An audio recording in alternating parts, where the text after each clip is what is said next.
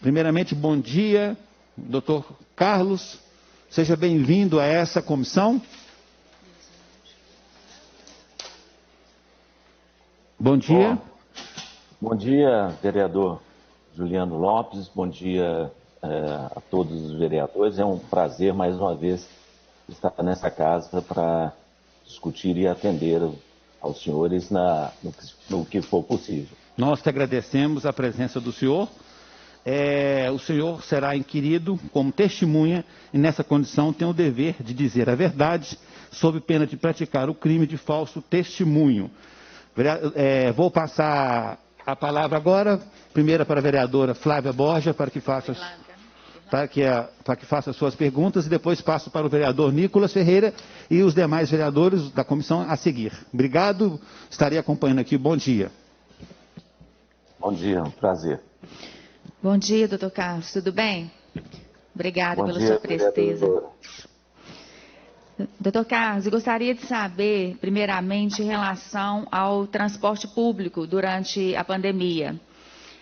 O senhor prefeito deu uma afirmação, fez uma afirmação no dia 19 de abril, numa entrevista coletiva, que um dos maiores índices de contaminação do Covid estava entre as domésticas e as diaristas. E aí nós fizemos um pedido de informação, através aqui da nossa comissão de mulheres, feito por mim, pela vereadora Fernanda, a professora Marli, e a justificativa da afirmação do senhor prefeito foi dada a seguinte justificativa: trata-se de um estudo do IBGE realizado pela Pesquisa Nacional de Amostras de Domicílios e foi possível constatar que os internados em hospitais, pelo menos em um dia, 62% eram faxineiros, garis, auxiliares de limpeza.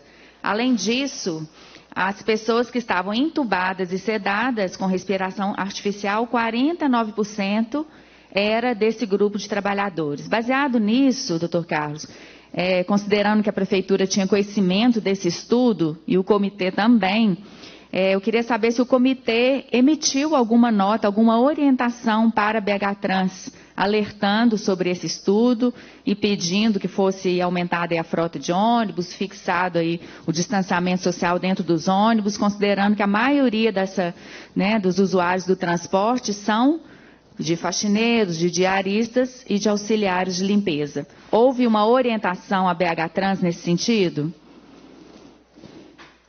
Vereadora, primeiro bom dia. Desde o princípio da epidemia, a BH Trans participou das discussões com o comitê, né? E as orientações de manter distanciamento social, uso de máscaras, sempre foram constantes, né? E a nossa discussão em relação ao transporte, a cuidados durante as atividades de deslocamento na cidade, aliás, uma preocupação muito grande com a questão da mobilidade social, né? Então, nós sempre discutimos esse assunto e orientamos, né? A BH Trans participou de várias reuniões conosco, onde nós orientamos em relação aos cuidados que as pessoas devem ter durante o processo de transporte. Por que a BH Trans, então, ignorou as recomendações do comitê? Vereadora, eu não sei.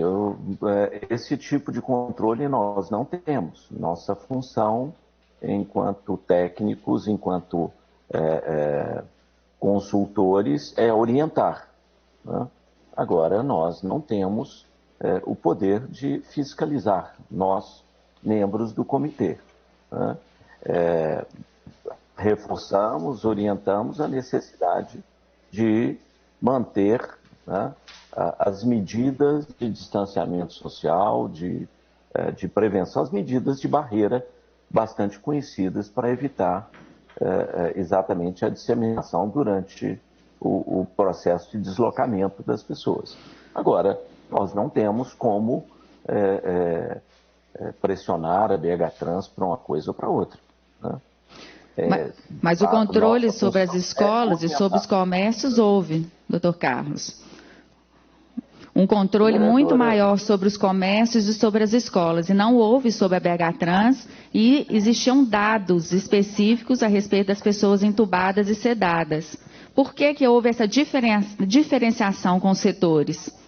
O comércio foi tão penalizado, as escolas, e a BH Trans não houve nenhuma exigência aí de controle. Bom, não é a função do comitê, muito menos controlar escolas, controlar comércio. Nossa função é orientar medidas para mitigar a epidemia e controlar a epidemia, né? Não é nossa função fiscalizar escolas, não é nossa função fiscalizar. Nossa função não é fiscalizadora, nossa função é orientadora. Nós somos orientadores de princípios técnicos para reduzir o processo de transmissão. Não é, aliás, a nossa recomendação é para que haja redução de mobilidade social, né? E em relação a isso, eventualmente foram feitas intervenções para reduzir a mobilidade social, de fechamento de comércio, de fechamento de escolas. Isso fez parte do processo de controle da epidemia, tanto na cidade quanto em várias outras capitais e regiões do país e do mundo, né? Então a responsabilidade do controle seria do prefeito. O controle não é nosso. Controle, existem órgãos de controle para isso, né? Existem várias instâncias na prefeitura de controle. Nossa função é de discutir tecnicamente o assunto e propor intervenções para reduzir a circulação viral, reduzir a incidência da doença em diversas estruturas sociais, né? Ok, então se não houve esse controle por parte dos órgãos, por parte do prefeito, então houve uma omissão da prefeitura e mais especificamente uma omissão aí do senhor prefeito como chefe do executivo, já que as orientações foram dadas e não houve uma fiscalização do transporte coletivo. O senhor afirma que houve uma omissão? Não, eu não afirmo, eu não posso afirmar isso, não é minha função julgar, né, o prefeito e suas instâncias reguladoras da cidade. É minha função orientar, né, e sugerir medidas de controle. Né? Eu não afirmaria isso. Essa é uma afirmação da senhora. Então, doutor Carlos, como é do conhecimento público, o comitê, agora em relação às escolas, o comitê que o senhor faz parte, é um dos responsáveis, adotava como critério para retorno das atividades escolares, adotou durante mais de um ano as recomendações do CDC, que é o Centro de Controle de Doenças dos Estados Unidos. E após todo esse período, né, adotando as orientações do CDC, entretanto, depois, quando as escolas estavam prestes a retornar com as atividades presenciais, esse mesmo protocolo do CDC foi ignorado, deixou de ser utilizado e um novo protocolo próprio passou a ser adotado. A justificativa para a adoção desse novo protocolo está na nota técnica, né, de junho de 2021, nota técnica 01 de 2021, e afirma que, com o crescente conhecimento sobre a pandemia, por entender que as condições epidemiológicas e sociais do Brasil não podem comparar-se àquelas encontradas nos Estados Unidos, o comitê aprovou elaborar critérios que possam ser aplicados a qualquer cidade na grande maioria dos países do mundo. Ao mesmo tempo que a nota técnica afirma que não pode adotar o protocolo do CDC pelas diferentes condições aí epidemiológicas entre os países, ela diz que o protocolo criado pelo comitê pode ser utilizado em qualquer parte do mundo, que é um completo contrassenso, uma contradição. Por que o mesmo protocolo americano não pode ser aplicado aqui em Belo Horizonte, e Belo Horizonte poderia ser aplicado no resto do mundo? Vereadora, primeiro é importante a gente contextualizar, né, as afirmações da senhora. Primeiro, o controle, a adoção de medidas e de critérios técnicos do CDC ocorreu, no princípio, em função, primeiro, da respeitabilidade desse órgão. Entretanto, com a evolução da epidemia, nós fomos percebendo que algumas das medidas sugeridas por esse órgão não estavam compatíveis com a nossa realidade epidemiológica. Por quê? Nós todos vimos uma das intervenções feitas pelo CDC recentemente foi recomendar, né, a retirada de máscaras. Por quê? Porque eles julgaram que o avanço da nação naquele país foi ativo, que acabou por gerar falsa confiança de que eles poderiam suprimir uma das barreiras mais importantes para conter a epidemia, que é exatamente o uso de máscaras. A mesma coisa aconteceu em Israel recentemente. Avançaram com a vacinação e eu pediria, parece que tem alguém com o microfone aberto que está dando um eco e retorno da minha voz. Pediu o pessoal para fechar o microfone, por favor. Porque parece que eu estou falando e minha voz volta aqui. Bom, então essas medidas que são específicas para esses países, né, começaram, né, e foram se tornando incompatíveis com a nossa realidade. Eles chegaram a 50%, 60% de população vacinada. E acharam que poderiam tirar o uso de máscaras como medida de barreira. O que estava longe da nossa realidade. Nós criamos em Belo Horizonte, né, e propusemos indicadores para avaliar a evolução da epidemia, que foi, a princípio, o uso do indicador R0, que mede a velocidade de dispersão do vírus. A ocupação de leitos de terapia intensiva e a ocupação de leitos de enfermaria. Usamos esses indicadores durante bastante tempo. E continuamos utilizando, e eles são publicados diariamente no boletim da Secretaria Municipal de Saúde. Entretanto, nós não temos como garantir que todos os municípios utilizem uma métrica semelhante. Os dados de ocupação de leitos de terapia intensiva e de enfermaria, eles são modificáveis de acordo com a necessidade. Parece que tem alguém com o microfone aberto. De acordo com a necessidade de ocupação desses leitos, de acordo com a pressão que a epidemia vai fazendo sobre o sistema de saúde. Mas o fechamento de leitos não dificultava, então, o manejo da pandemia? Que a PBH fechou definitivamente 87 leitos.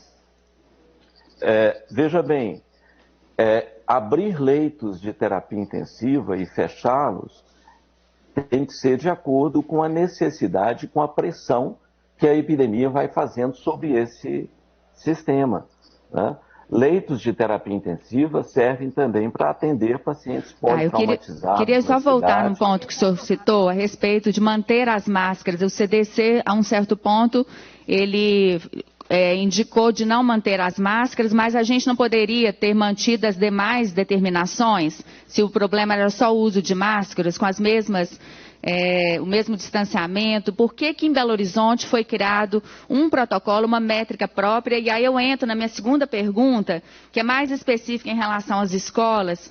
Por que a PBH utilizou métricas diferentes, tabelas diferentes para as atividades? A gente vê no Minas Consciente que o Minas Consciente ele utiliza a mesma métrica, o mesmo padrão para todas as atividades. À medida que aquilo vai sendo alcançado, atingido, a abertura ela é automática. Isso dá até uma previsibilidade daquilo que vai abrir em quanto tempo, à medida que vai sendo alcançado. Mas a PBH, o comitê, ele utilizou uma métrica diferente. No caso das escolas, é uma métrica específica para as escolas. O porquê disso? Já que a gente sabe que os alunos, as crianças, a faixa pediátrica é a que menos se infecta, é aquela que não se agrava. Por que as escolas estão tendo uma métrica diferente dos bares, dos restaurantes, agora dos estádios de futebol? Está tudo completamente diferente. Por que uma métrica específica para as escolas? Vereadora, se a senhora me permite, eu gostaria de retornar meu raciocínio, né? Porque eu estava exatamente chegando no ponto que é extremamente importante para entender essa métrica. Pois não. Né? Nós tivemos, então, primeiro o CDC, eu trabalhei lá, eu fiz parte da minha formação lá, e nós desenvolvemos métricas diferentes, por exemplo, para controle de infecção hospitalar, que foram posteriormente todas pelos centros de Atlanta. Ou seja, todos nós estamos aprendendo com essa epidemia, aprendemos também coisas diferentes. A minha vida enquanto pesquisador sempre mostrou isso. Né? Nós fizemos inúmeros trabalhos e publicamos inúmeros trabalhos pelo mundo afora que são utilizados na Europa, nos Estados Unidos, ao longo de muitos anos. Então, não tem nada de mais nós propormos, né, estratégias diferentes daqueles que os americanos propõem. Então, nós propusemos aqui a utilização desses velocímetros, a princípio, que se transformaram nos termômetros, que foram usados em inúmeras regiões do país, inclusive pelo próprio Minas Consciente, que usou metodologia semelhante. Nós fizemos inúmeras reuniões, eu particularmente, com os técnicos do Minas Consciente. E por que não adotaram a mesma métrica do Minas Consciente, que é a mesma métrica para todas as atividades? Foi uma opção da Prefeitura de Belo Horizonte não entrar no Minas Consciente. E qual, por quê? Porque doutor Carlos, e qual o estudo científico que embasou a criação desse protocolo específico de Belo Horizonte? O senhor poderia citar o estudo científico que embasou a criação desse protocolo? Primeiro, a incidência da doença, a incidência da Covid e a tendência da incidência foi utilizado e vem sendo utilizado pelo mundo inteiro como uma forma de medir a epidemia.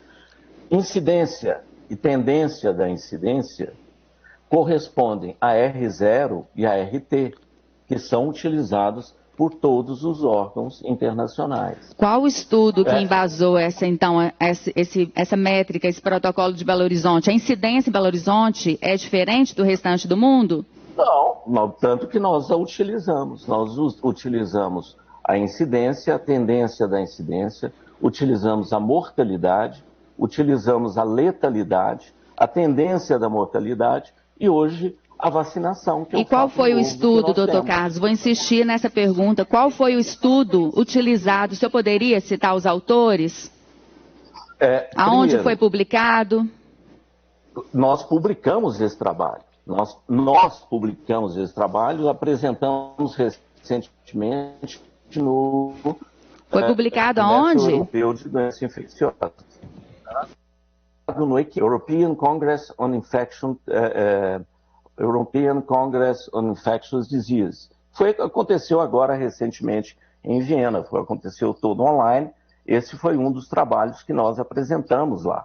Então, nós utilizamos essa métrica, primeiro que várias instâncias mundiais utilizam essas métricas. A John Hopkins utiliza a incidência, utiliza a tendência da incidência, que na realidade corresponde ao R0 e ao RT.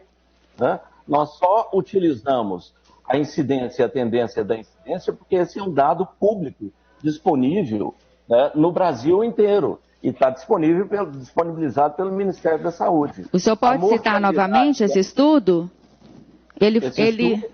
Qual que é o peso dele? Qual que é o fator de relevância do jornal? Bom, eu não me lembro, vereadora. Esse é um dos principais congressos do mundo, né? O Congresso Europeu de Doenças Infecciosas, é o ECMID, né? Eu não sei exatamente qual que é o peso, não me lembro qual que é o peso, mas nós temos 2 grandes congressos no mundo que nós aprovamos. É o Congresso da Sociedade Americana de Infectologia, o Congresso do IDSA, que também vai ter trabalho nosso apresentado lá. Nós vamos ter vários trabalhos que serão publicados nesse congresso. Temos o Congresso Europeu, né? E as instâncias internacionais, como por exemplo a Johns Hopkins, a Oxford, utilizam toda essa mesma métrica, que é exatamente a incidência, a tendência da incidência, a mortalidade, tendência da mortalidade, utilizam a vacinação, o índice de vacinação. Nós simplesmente tornamos esses dados mais fáceis de serem compreendidos. Ok, eu vou pedir para o senhor enviar, vou fazer um requerimento pela nossa comissão, para o senhor poder enviar, apresentar o estudo científico que embasou a criação desse protocolo específico para as escolas em junho. Inclusive, eu gostaria de ressaltar que nesse protocolo, a gente tem aí um peso da mortalidade de 2 vezes mais, né? E no caso, as crianças, o índice de mortalidade é muito menor em crianças. E aí a gente tem os parâmetros aplicados só na escola. E na mesma semana que foi feito esse protocolo, foi feita a permissão de feiras gastronômicas, de teatros, com profissionais sem vacinação. E a gente tem agora toda a comunidade aí dos profissionais aí da educação já estão vacinados. Por que ainda há uma resistência da manutenção desse protocolo somente nas escolas? Vereadora, veja bem, a senhora está citando que as crianças não são acometidas. São sim. Não, estou falando que elas não são. Estou te falando que a mortalidade é muito menor. E sempre associada a alguns casos de comorbidade, a incidência é menor, elas transmitem menos, isso é comprovado. E por que as crianças estão pagando o pato aí nas escolas, sem escolas? A revista The Lancet publicou agora, dia 20 de julho, se não me engano, um trabalho muito interessante sobre a mortalidade dos pais dessas crianças. Nós tivemos 130.373 órfãos no Brasil. Então, a incidência das crianças nesse momento vem aumentando no mundo inteiro na medida que a epidemia se desloca para as crianças. Portanto, o conhecimento de que as crianças se infectam menos, né, é verdadeiro. Elas desenvolvem quadros clínicos mais brandos, é verdadeiro. Só que elas transmitem também, e transmitem para os seus pais. Dos 25.608 mães morreram. Doutor Carlos, mas as mães já estão trabalhando, os pais estão trabalhando, e não é as crianças que estão infectando as famílias.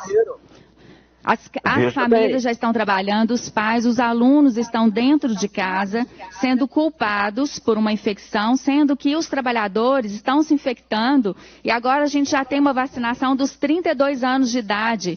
A população já está sendo vacinada, toda a comunidade docente já foi vacinada. Por que insistir na manutenção desse protocolo, em que prejudica muito as crianças? Elas estão sofrendo outros tipos de ameaça. Elas estão sendo vitimizadas em casa, sofrendo agressões, sofrendo restrição alimentar, porque a manutenção desse protocolo, uma classe, alunos que estão sendo penalizados porque estão sendo condenados, parece que eles estão infectando, e não é verdade.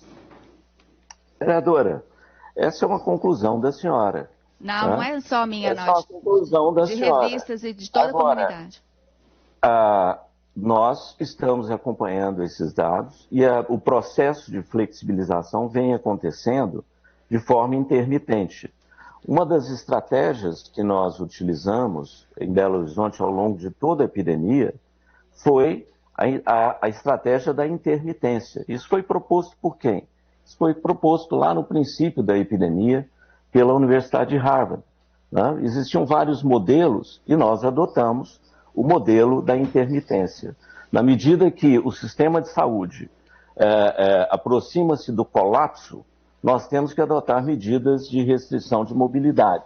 E foi isso que foi sugerido. E com isso, nós tivemos em Belo Horizonte a menor mortalidade dentre as capitais com mais de 1 milhão de pessoas no país. Eu queria que o senhor me respondesse a minha pergunta, por que a escola tem uma métrica diferente das demais atividades? Se a gente está tratando a sociedade como um todo, todos os setores, por que a escola tem uma métrica diferente nos protocolos? Não tem métrica diferente, vereadora. Tem, o protocolo de abertura das escolas é diferente. Não é. Diferente. Vereadora, a senhora está enganada. Não estou, A métrica das escolas, nós discutimos essa métrica das escolas, discutimos a métrica dos setores de eventos, né?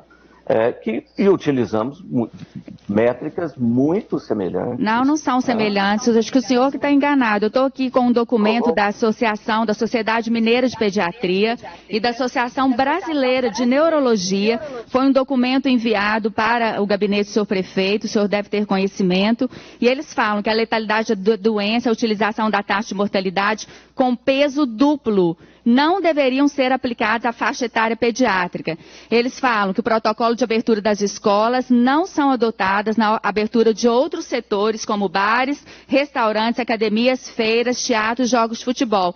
E esse mesmo documento sugere que haja um pediatra no comitê aí de abertura, de enfrentamento do Covid, específico para desenvolver um protocolo para as escolas. E isso foi ignorado, não existe um pediatra no comitê, ou seja, a realidade das escolas. Eu tenho visitado as escolas, elas estão preparadas. O senhor tem acompanhado quais as escolas que o senhor foi e visitou durante agora o retorno? O senhor pode me citar as escolas que o senhor já fez a visita para poder checar o retorno das aulas?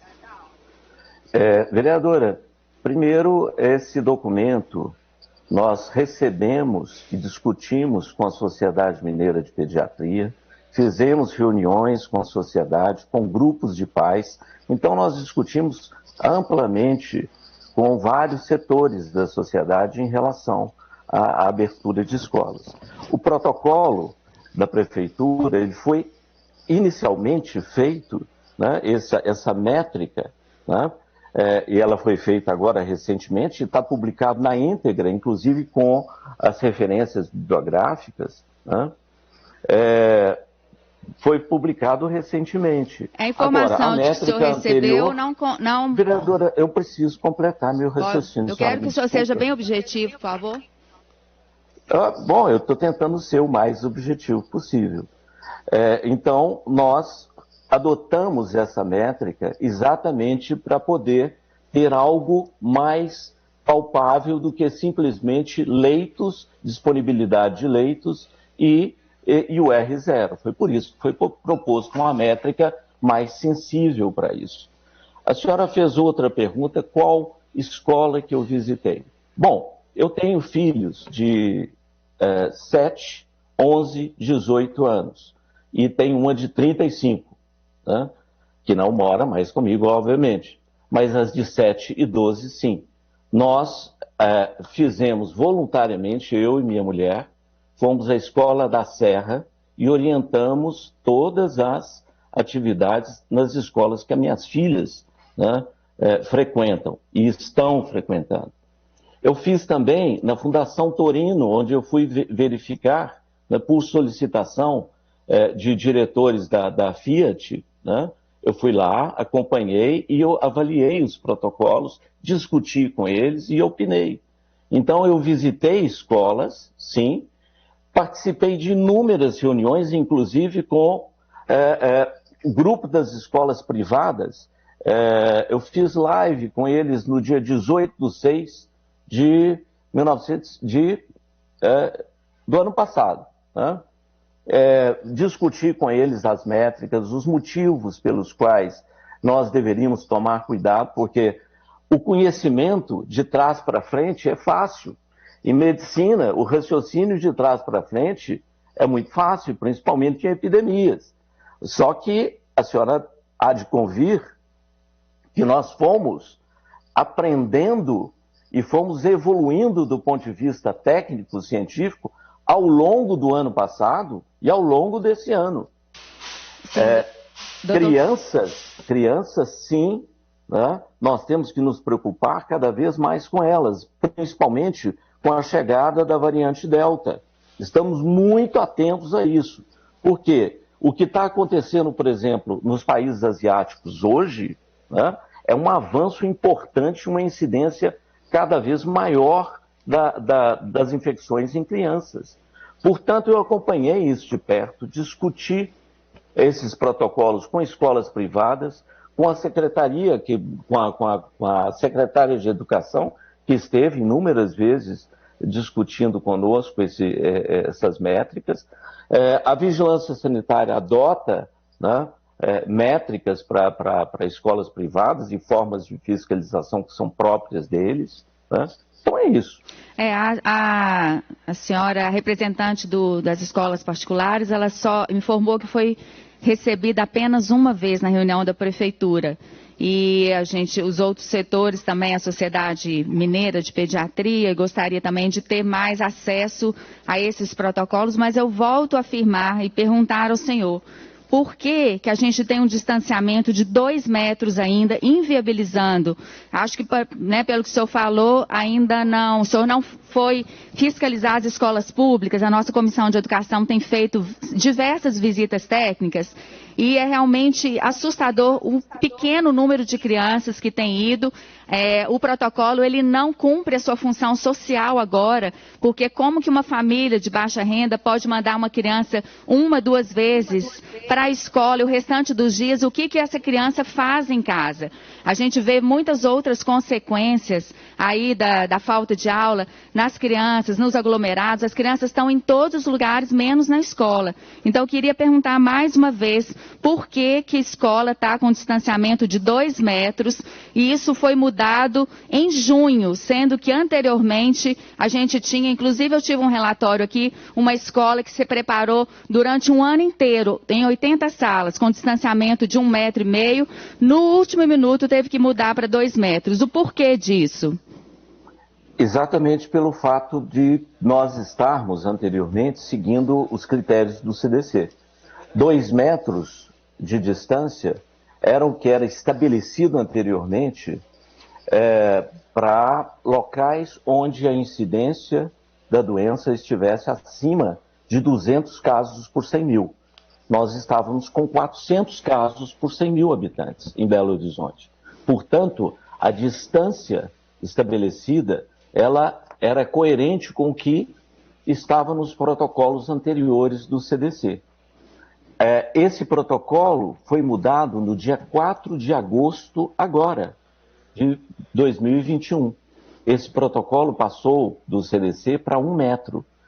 O que nós achamos, né, que é uma atitude perigosa também, porque isso serve para métrica nos Estados Unidos. Mas aqui no Brasil, com as condições das nossas escolas, que a senhora bem conhece, a senhora as visitou, né, isso provavelmente implicaria num risco maior para as crianças. Eu gostaria de convidar o senhor para visitar as escolas públicas que estão preparadas, com janelas, inclusive é uma vantagem que a gente tem aqui no Brasil, nos Estados Unidos, países, né, outros lugares que tem uma variação térmica, tem que ligar o ar-condicionado ou a calefação, e a gente não tem esse problema aqui no Brasil, a gente tem amplas escolas, com amplas janelas abertas, mas eu gostaria mesmo que o senhor fizesse uma visita e veja como é possível rever esse protocolo que está impraticável. Eu queria passar para a minha última pergunta, doutor Carlos. O senhor é membro de alguma entidade pública ou privada na área médica? Bom, eu não sei que membro que a senhora está se referindo, mas eu sou membro de Sociedade Brasileira de Infectologia, Sociedade Brasileira de Controle de Infecção Hospitalar, Sociedade Brasileira de Epidemiologia.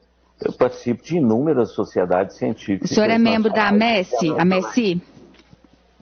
Da MESI, eu sou membro da MESI, com certeza. Sou membro da MESI e em fevereiro desse ano, de 2021, eu fui convidado para ser um dos diretores acadêmicos, né? Eu sou o responsável por organizar eventos científicos dessa sociedade, assim como sou membro da Sociedade Brasileira de Infectologia, sou consultor científico da Sociedade Brasileira, Sociedade Mineira, eu sou um dos diretores científicos também. Assim na verdade, o senhor foi eleito em novembro do ano científico. passado, não é isso? Vereadora, eu entrei, eu não sei nem se fui eleito, né? Eu fui convidado para ser um dos organizadores de atividades científicas. Eu estou com aqui o registro civil das pessoas jurídicas. Em novembro do ano passado, o senhor foi eleito para a diretoria da MESSE. E a MESSE ela foi contratada pelo Sindicato das Escolas Particulares no ano passado para elaborar um protocolo de orientação para a volta às aulas. Essa notícia foi, inclusive, publicada no Estado de Minas de 26 de abril de 2021. Bom, a gente tem aqui também o Colégio Sagrado Coração, o Instituto Coração de Jesus, publicou também no seu site que contratou a MESSE para o retorno das atividades, fazer uma consultoria para o retorno das atividades. Aí envolve várias ações e esse fato, o senhor concorda comigo que é um conflito, um claro conflito de interesses, à medida que a MESSE ela oferece consultoria para as escolas para se adequar a um protocolo que é definido pelo Comitê do Covid, que tem na composição 2 diretores, inclusive o senhor. Gostaria de saber por quê, em que consiste essa consultoria prestada pela MESSE para as escolas, se adequam ao protocolo criado pelo comitê, e isso é claramente um conflito de interesses. Vereadora, primeiro eu não participei de elaboração Mas o senhor é diretor. De protocolo. Não, eu fui convidado e em fevereiro desse ano eu passei a fazer parte do quadro com atividades única e exclusivamente científicas. Eu não participei de nenhuma consultoria da Associação Mineira de Controle de Infecções Hospitalares, não participei de elaboração de protocolo nenhum dessa sociedade e não fiz nenhuma consultoria que tenha qualquer relação com a Associação Mineira. Então, eu não vejo onde que a senhora está achando conflito de interesse. Eu participo da Sociedade Mineira de Infectologia, né, e faço assistência para o Hospital Vera Cruz, para o Hospital Life Center, para todos esses. Não há nenhum conflito de interesse. A elaboração dos protocolos pela MESSE, ela foi gratuita para as escolas ou foi cobrada? Bom, isso não faz parte das minhas atividades na MESSI. Eu não mexo com atividade de consultoria. Quem trabalha, quem leva o dia a dia, os executivos da MESSI, são outras pessoas. Eu não participo da atividade executiva da MESSI. Eu participo, sim, né? Quando tem atividade científica, eu oriento as atividades única e exclusivamente científicas, escolha de palestrantes, organização de mesas redondas, e que durante esse período de pandemia praticamente não aconteceram. Então, eu não tenho nenhuma atividade executiva na Associação Mineira de Controle de Infecções. Quem que participa das atividades executivas? Tem 2 enfermeiros, é o senhor Oberdan, né, que é o presidente, tem outros, mais 2 pessoas, sinceramente, eu não me lembro. Algum dos membros do Comitê Covid participa? Não, ninguém participa da atividade executiva, nenhum dos membros participa. Outro membro do comitê é o doutor Estevão Urbano. E o doutor Estevão Urbano, ele tem atividades secundárias lá na associação, que eu nem sei exatamente qual que é a função dele. Nós contribuímos com a MESSI, assim como nós contribuímos para a Sociedade Mineira de Infectologia, Sociedade Brasileira de Infectologia, como consultores científicos para atividades única e exclusivamente pedagógicas, mas nós não temos nenhuma função executiva. Eu não prestei nenhuma consultoria via a MESI. Isso não existiu ao longo de toda essa pandemia e, para ser sincero, eu não teria nem tempo para isso, né? Uma vez que eu tenho minhas atividades nos hospitais que não pararam, que, aliás, foram extremamente intensas ao longo de todo esse período, né? O senhor recebe algum salário, dividendos, algum tipo de retorno financeiro através da MESI? Nenhum. Isso jamais recebi. Aliás, eu fui, na década de 80, né, eu fui um dos criadores da MESI, que modificou e nunca mais assumi atividade nenhuma através da MESI. O que eu tenho em comum foi desenvolver programas de controle de infecção hospitalar, né, nos hospitais, através da FEMIG, da Fundação Hospitalar do Estado de Minas Gerais, da qual eu me aposentei já há uns 4, 5 anos, né? Então, eu não tenho nenhuma ligação com a MESI, a não ser de orientação de atividades científicas. E essa orientação influenciou no protocolo das escolas? Nenhum. Eu não discuti esse protocolo com a MESI. Aliás, né, alguns aspectos técnicos que nós discutimos, que eu discuti, foi dentro do comitê, né, e depois foi feito o protocolo pela Vigilância Sanitária Municipal.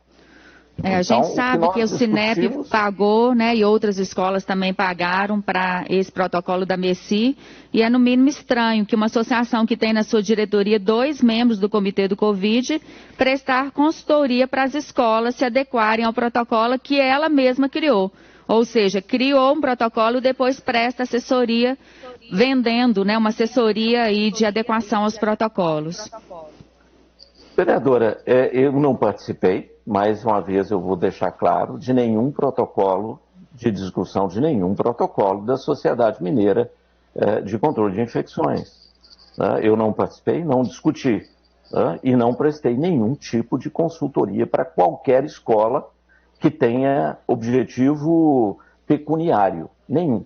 O que eu fiz voluntariamente para a Escola da Serra, onde minhas filhas estudam, aí sim eu tenho um conflito de interesse com as minhas filhas. Tá? Foi lá que eu fui, e minha esposa foi também, que ela é enfermeira, foi e nós ajudamos. Aliás, nós recebemos sim, com muita gratidão, um buquê de flores da Escola da Serra como uma forma de agradecimento pela nossa contribuição. Eu gostaria que o senhor pudesse visitar as escolas públicas e ver que o protocolo ele é muito rígido, né? Eu sei que as escolas particulares também, os alunos estão tendo aulas 1, 2 vezes por semana, os alunos deficientes, aqui eu cito casos autistas, então que tem uma pouca frequência nas escolas, tem sido uma reclamação dos pais. Esse protocolo, doutor Carlos, não tem condição de ser mantido. E a gente tem a possibilidade de ter uma flexibilização para realmente o bem das crianças. Existem outras consequências aí sociais, emocionais, crianças em sofrimento. Então o vírus é o menor dos problemas agora na vida das crianças. Eu gostaria de agradecer a participação e a presteza em responder as perguntas. Vou passar para o meu colega aqui. Foi um prazer. Obrigado, doutor. Carlos, com a palavra agora, vereador Nicolas Ferreira e depois o nosso vereador Irlan Melo, relator da CPI. Vereador Nicolas.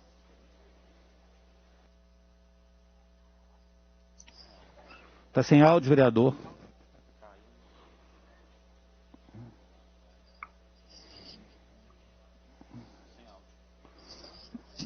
Vereador Nicolas, seu microfone está desligado.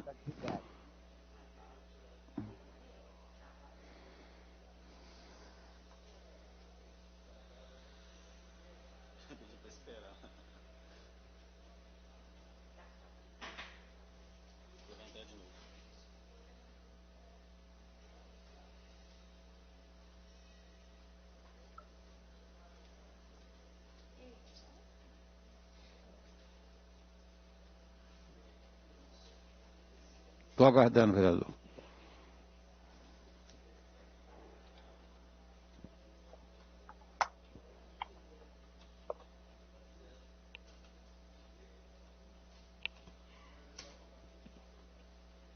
Oi, estão me ouvindo agora? Sim.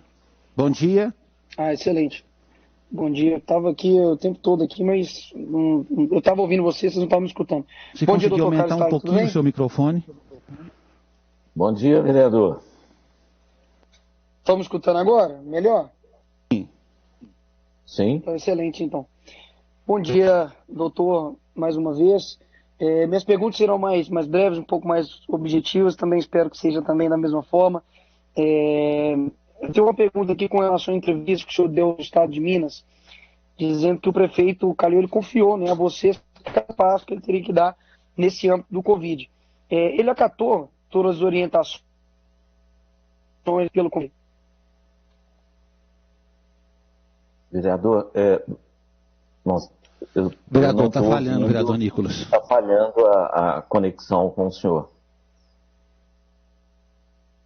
Poxa, eu estou num Wi-Fi aqui, mas vamos lá, tentar repetir aqui, caso o senhor não escute novamente, eu repito.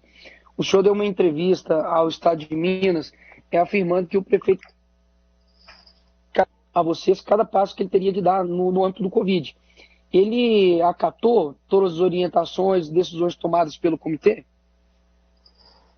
Vereador, foi muito boa a pergunta do senhor, porque isso dá a oportunidade de esclarecer por que é que eu participo desse comitê. Logo no princípio da pandemia, o prefeito nos chamou lá, chamou eu, doutor Estevão e doutor Unai Tupinambá. E o doutor Jackson, né? E constituiu esse comitê e nos perguntou qual que é a perspectiva dessa epidemia. E nós dissemos que seria uma pandemia extremamente longa, complicada, né? Que nós teríamos uma chance de evitar uma catástrofe, né, na cidade, maior do que essa que nós ainda temos, né? E os desafios enormes que nós ainda temos pela frente, mas nós teríamos sim, né, um problema enorme, assim como o mundo inteiro teria, né, com uma epidemia, com um vírus que transmite numa velocidade de 1 para 3, ou seja, cresce em proporção geométrica, né, e que nós teríamos sim uma catástrofe epidemiológica mundial, né? E que nós deveríamos nos preparar rapidamente para enfrentar essa pandemia. Ele foi muito interessante que ele puxou a cadeira e falou: olha, os senhores me orientem, eu entendo muito de desastres naturais, de enchentes, de desabamentos, etc., né? Mas vírus e epidemias são vocês que mexem com isso, né? E, de fato, essa não é a primeira pandemia ou epidemia que, particularmente, eu enfrento, né? Enfrentei desde epidemias de esquistossomose, doença de Chagas, né? Meningite, H1N1, AIDS, todas essas epidemias eu tive participação direta, né? Na forma de controle delas. E eu acho que foi mais ou menos por isso, da mesma forma, o professor Unai, o doutor Estevão, né? Todos eles, nós somos chamados, né, e convidados, e com muita honra nos propusemos a sugerir, a fazer, participar do comitê e dar a contribuição que era possível para nós, né? Entendi, doutor. Eu não sei se você compreendeu muito bem a minha pergunta, não foi no sentido de qual foi a motivação, né, do prefeito de chamá-los, obviamente, porque vocês são técnicos, né? A minha pergunta foi se o Calil, ele acatou, né, as determinações feitas pelo comitê. Eu posso te dizer que a grande maioria, sim, né? Eu não me lembro de uma situação em que ele não tenha acatado. Ele debatia, os debates, né, com o Calil sempre são acalorados, né? Ele tem a personalidade dele, que é uma personalidade forte, mas sempre muito respeitosa, muito sempre respeitou tecnicamente tudo que foi discutido, debateu de forma veemente, principalmente com as preocupações dele com a questão do comércio, a questão da mobilidade social. Ele sempre nos inquiriu muito sobre isso, né? E as aberturas e fechamentos que ocorreram sempre com discussões técnicas e com a participação dele. Ok. De quem foi a determinação, doutor, de colocar grades, né, para poder fechar locais públicos de atividade física? Bom, eu não sei qual que foi. A recomendação que nós fizemos foi de que houvesse uma redução da mobilidade social e evitar aglomerações, seja em locais públicos, né, seja em locais privados, né? Então, essa recomendação foi feita no sentido de reduzir mobilidade social e reduzir aglomerações e pontos de aglomerações. Assim como... E essa recomendação, ela possui uma origem de onde? Essa é a minha pergunta. Essa é uma recomendação internacional. A própria Organização Mundial de Saúde e os órgãos de saúde do mundo inteiro recomendam, né, e isso é claro, que não hajam aglomerações nos períodos de maior transmissibilidade viral. Então, quando nós estamos... assim, falando de um leigo, doutor, é porque eu sempre falo aqui de uma forma de representar as pessoas de Belo Horizonte. Existem algumas questões, né, que, assim, são contraditórias, pelo menos para quem olha e percebe o dia a dia. Então, por exemplo, como que você fecha, né, um local de atividade, primeiro, né, que é público, que impede a atividade física, que mostrou, principalmente recentemente, diversos estudos, que isso contribui, né, para a sua imunidade, contribui para a sua saúde física, e inclusive até mesmo o combate ao corona. Então, eu vejo que na cabeça de um cidadão comum poxa, eles estão preocupados com a minha saúde e estão impedindo eu de praticar atividade física. Isso é contraditório, pelo menos à primeira vista, se eu puder esclarecer isso, ou se for Perfeito. Isso mesmo, né, se de fato for contraditório. Vereador, está presente aí o vereador Jorge Santos. O vereador Jorge Santos é meu companheiro de ciclismo, né? Eu coordeno já há quase 20 anos a União Ciclística de Minas Gerais. Nós somos extremamente penalizados também com as nossas atividades esportivas, né? Em relação a fechamento de praças, isso foi lá no princípio da pandemia, progrediu até certo ponto, quando nós ainda não sabíamos, né, qual o efeito e como que seria a transmissão desse vírus em ambientes abertos, né? Sim, mas locais de atividade física, localização, por exemplo, a aglomeração de pessoas em torno de ambulantes, né, a aglomeração de pessoas nesses locais de práticas de exercício, nós não tínhamos, né, no princípio da epidemia, nenhuma informação de como que seria a dinâmica de transmissão viral nesses ambientes. Ao longo dos meses foram saindo estudos mostrando que as atividades ao ar livre, elas tinham um risco menor de transmissão, desde que não gerassem aglomerações. Então foi nesse sentido que posteriormente foram feitas recomendações de que houvesse a flexibilização das atividades. Então essa recomendação veio do comitê, correto? Essa recomendação veio do comitê, nós discutimos isso no comitê, né? E fizemos, e também a partir de trabalhos científicos que foram feitos, né? Porque, doutor, eu inclusive fui no, só para eu não esquecer aqui, eu fui no Buritis, depois de um longo tempo da pandemia. Eu acredito que já tinha inclusive estudos mostrando essa orientação de realizar atividades físicas para combater o vírus. Então, assim, foi depois de um longo tempo, não foi no começo, sabe? Eu estive ali no Buritis, momentos, e não eram somente praças, tá? Locais de atividade física. E por que eu pergunto isso? Porque, de fato, houve um gasto, né, da prefeitura, mais de R$1.200.000 em aluguéis de grades. Então, isso impacta, né, no orçamento, isso impacta no dinheiro das pessoas, que eu, inclusive, filmei uma grade cercando um lixo. Então, quando a pessoa olha e fala, poxa, meu dinheiro está sendo aplicado nisso, mais de R$ 1.200.000 para poder isso ser feito. Então, é por isso que eu gostaria de saber quem foi o responsável por tomar essa atitude. Mas, enfim, o senhor já me respondeu que foi o comitê, para mim está suficiente a resposta. O comitê discutiu essa questão, né? Vereador, o senhor caiu aí? Não, estou aqui, é porque as minhas perguntas... Nós discutimos, no princípio, né, de que, de uma forma geral, né, de que as aglomerações deveriam ser coibidas, tanto festas como atividades, né, que gerassem qualquer tipo de aglomeração. Né? Okay. Então, essa foi sim uma discussão que houve. Agora, como isso deveria ser feito, né, para evitar, se vai colocar grade, se não vai, se vai fazer campanha, se vai... Essa não é função nossa. Né? A nossa função era de orientar a restrição de mobilidade social, né, e principalmente aglomerações. Isso é uma recomendação internacional. Né? Compreendido.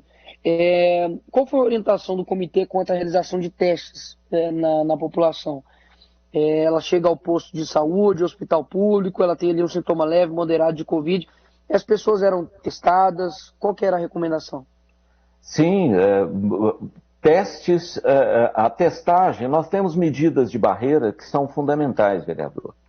As medidas de distanciamento social, manter distância de cerca de 2 metros entre uma pessoa e outra, né? Manter uso de máscaras, né? Evitar aglomerações, né? E testagem. Né? A testagem, testar e isolar. Uma pessoa testada e testando positiva, né? Fica mais fácil, ela reduz a mobilidade social naturalmente. Ninguém infecta os outros sabendo que está infectado, principalmente os seus próprios familiares.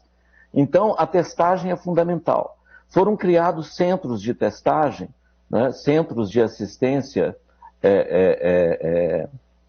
em Belo Horizonte, vários centros de assistência a profissionais de saúde, né, onde as pessoas sintomáticas eram testadas.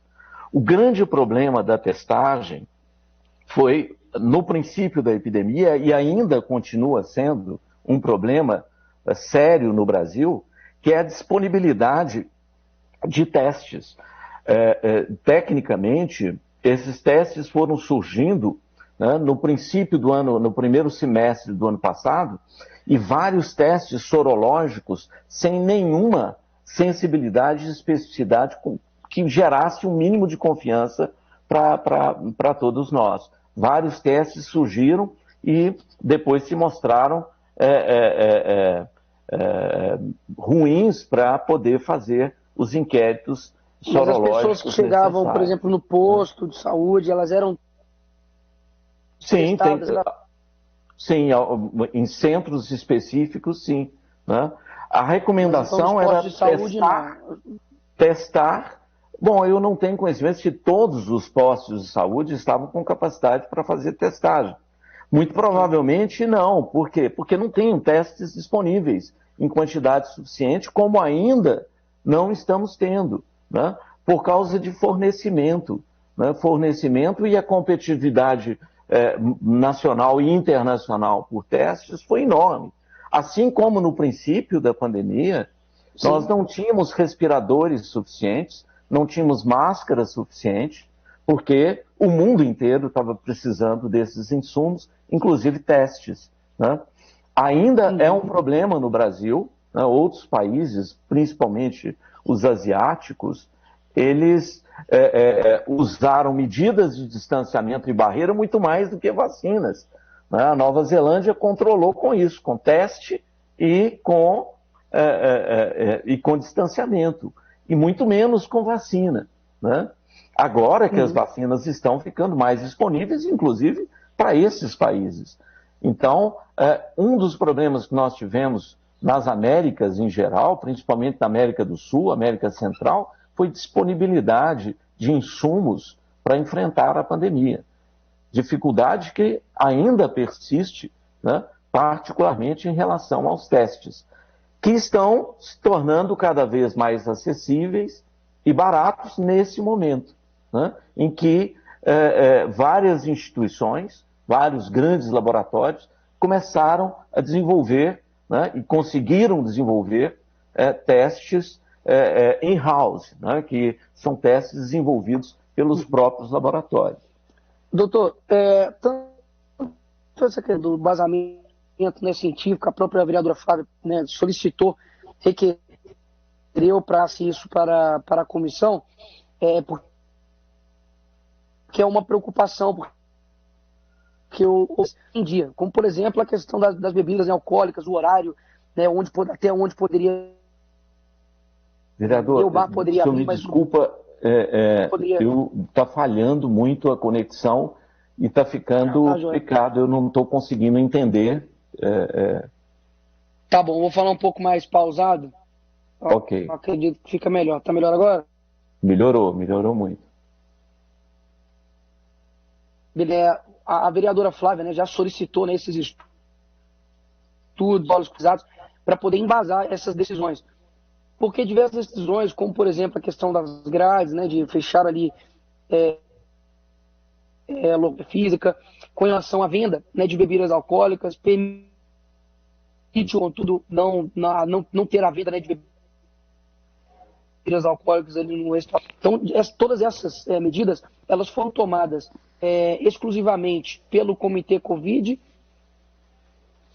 pela Secretaria de Saúde. Vereador, eu não sei se eu entendi bem, porque vou tentar responder de uma forma genérica, porque eu não entendi bem alguns trechos, né, que ficaram picados da pergunta feita por Vossa Excelência. As recomendações do comitê sempre foram genéricas. Genéricas no que se refere a evitar distanciamento social, evitar aglomerações, né? Seja elas aonde for, né? Algumas recomendações, como por exemplo, venda de bebida alcoólica, essas coisas, elas estão dentro de um contexto de distanciamento social, assim como fechamento de bares, restaurantes, estão dentro de um contexto de se evitar aglomerações. Então o comitê ele fazia essas orientações gerais e a Secretaria de Saúde aplicava isso conforme o contexto. Exatamente, sempre com a participação, com a discussão da execuibilidade dessas medidas e participação da vigilância epidemiológica, da vigilância sanitária, a Guarda Civil sempre participou das discussões, né, de como implementar essas medidas, né. Isso aí, a recomendação ela é genérica, né. Agora, a forma de utilizá-la, a forma de aplicar medidas, isso depende da execuibilidade dessas medidas, né. No fim das contas, quem executava isso, pegava as orientações gerais suas, isso conforme o contexto, se eu compreendo. Vereador, falhou. Em linhas gerais... Orientações, vocês davam orientações gerais, e o responsável, então, por executar seria, no caso, a própria Secretaria. É isso. A Secretaria, as difias, né? Não só de educação, não só de saúde, como educação, como transporte, essas medidas, a parte executiva dessas medidas é feita pelo executivo, né? E não por... nós tínhamos um papel de assessoramento em relação a questões técnicas que nos eram colocadas, né? Ok. Para mim é suficiente. Obrigado, doutor. É um prazer. Obrigado, vereador Nicolas. Agora é o vereador Islamelo. Para convergir. essa luta para separar... Só um minutinho. Em primeiro lugar, eu quero... Tá me ouvindo bem aí, presidente? De ouvido, mas está uma música no fundo, um áudio. Peraí que eu vou tirar esse áudio. Ok. Aí, ficou ótimo. Ó, doutor Carlos, primeiro, bom dia. Obrigado pela sua presença. Com certeza, a nossa CPI ganha muito com a participação do doutor aqui nas nossas discussões. Considerando que o foco da CPI são os gastos do poder público durante a pandemia, os gastos do dinheiro público, eu tenho, na verdade, 3 perguntas para fazer para a Vossa Excelência. Primeiro, o senhor definiu qualquer valor gasto durante a pandemia? O senhor indicou, o senhor participou da definição de algum gasto durante a pandemia? Não, eu não tenho acesso a nenhum tipo de informação relacionada da prefeitura. As discussões que nós participamos foram eminentemente técnicas e executivas. Eu não temos menor noção de quanto que a prefeitura recebe, quanto que ela gasta, onde que ela gasta. Isso não faz parte das nossas atribuições como consultores técnicos. Ok. Segunda pergunta, doutor. O senhor recebeu algum valor através do seu CPF ou algum CNPJ ligado ao senhor de gastos feitos durante a pandemia em contratos com a Prefeitura de Belo Horizonte? Não, absolutamente nada, zero. Não recebi como pessoa física ou jurídica de hipótese alguma. Não preço, eu não para a Prefeitura de Belo Horizonte, aliás, eu acho que eu nunca prestei serviço. E é importante essa pergunta, porque eu sequer conhecia o prefeito pessoalmente antes. Eu também não tinha nenhum relacionamento pessoal com qualquer um dos membros da executiva. Eu não conhecia o Dr. Jackson, apesar de um colega, eu nunca trabalhei com ele. Eu nunca tive relacionamento com a prefeitura, seja técnico ou pessoal ou financeiro ou de prestação de serviço. Queria aproveitar a sua resposta, doutor. Então, como que se deu o convite para o senhor participar desse grupo de trabalho? O convite ele veio através do Dr. Jacques. Provavelmente pelo fato de ter conhecimento do meu corpo. E como eu participei de inúmeras, e trabalho, tem quase 40 anos. Eu não sei se é para mim, mas está dando um pico na fala. É para todos nós também, vereador. Doutor Carlos, parece que está dando um probleminha, sua fala está picando. Talvez, se o senhor tirar o vídeo nesse momento, talvez melhore. Perfeito. Aqui. Bom, melhorou? Melhorou? Melhorou. Tá melhor? Tá. O convite veio através do Dr. Jackson, provavelmente por eu sempre ter estado com atividades relacionadas a doenças infecciosas. 40 anos de forma. Trabalho implantei um programa de controle de infecções hospitalares no Estado, praticamente no Estado inteiro. Desenvolvemos programas de controle de infecções hospitalares em vários hospitais de Belo Horizonte e do país. Eu sempre estive à frente de programas como, por exemplo, da AIDS, né? Os primeiros pacientes com AIDS, eu os assisti aqui, né? Criei a unidade de AIDS do pronto-socorro, onde começou depois o próprio...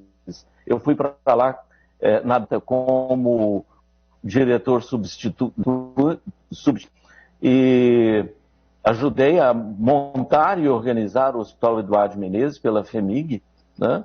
Então, o meu envolvimento com saúde pública, né, e essa é a minha formação, eu sou médico sanitarista, epidemiologista e infectologista, e que estou muito ligado a inúmeras atividades associadas a doenças infecciosas. Eu acho, e estou ligado à Sociedade Brasileira e Mineira de Infectologia, né?